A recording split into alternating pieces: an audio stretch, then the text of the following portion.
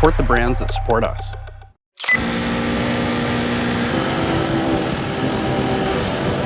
First thoughts on the new Husqvarna Svartpilen 401.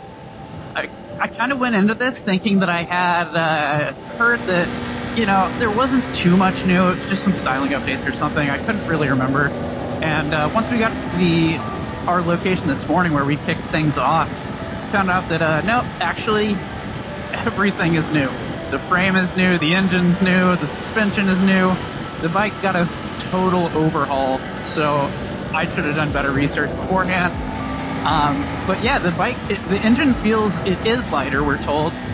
It's also a bigger displacement. They bumped it up to 398, but the engine feels lighter. Like, there's not as much engine braking. It feels like it spins up more freely. Like, it's just a lot of fun to kind of ring out in the canyon roads, but at the same time, like, it's totally fine in the mid-range, and even with some low-end torque, you know, that you would imagine out of a single.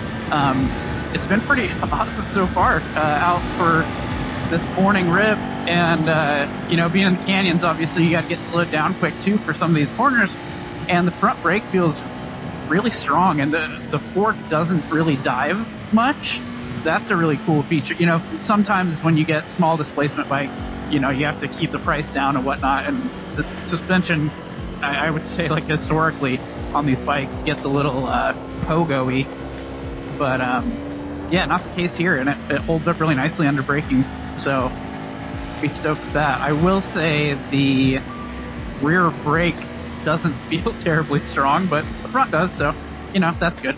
KTM also mentioned that the you know, along with the engine, the transmission is all new too, and there's a standard quick shifter, which is pretty cool, and on a bike like, you know, $5,900 bike.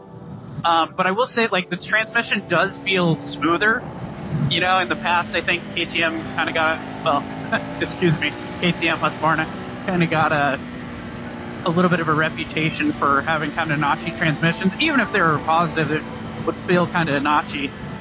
This one definitely feels a bit smoother. The shifts are smoother. Even just using the quick shifter between first and second is pretty smooth, as long as you've got some RPM and whatnot. But yeah, I would say transmission feels smoother than the previous one.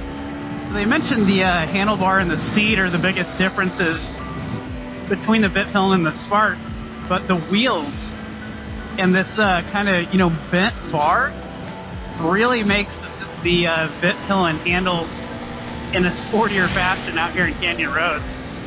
A lot of fun. I thought I was sold on the Neo Scrambler look of the Svartpilen, but with how much fun the Vitpilen's been out here, I'm kind of torn now. I will say the one-piece seat on the Vitpilen is not as comfy as the Svartpilen. And what Husqvarna said about the frame was they kind of beefed it up. They said they were looking for more torsional rigidity, and I mean, I'd say out here, you know, going through some bumpy corners and stuff, feels totally planted.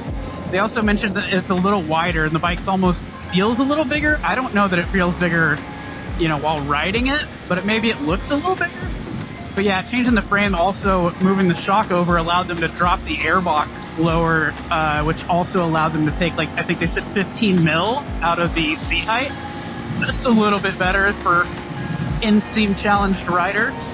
I did notice when we were going downhill through a ton of twisty stuff that, you know, these got rubber brake lines, and definitely noticed some brake fade after, I mean, what was pretty spirited riding, but it was definitely there. Man, what a great day and place to be riding a motorcycle. Well, that wraps up our day on the Svartpilen and Vitpilen 401.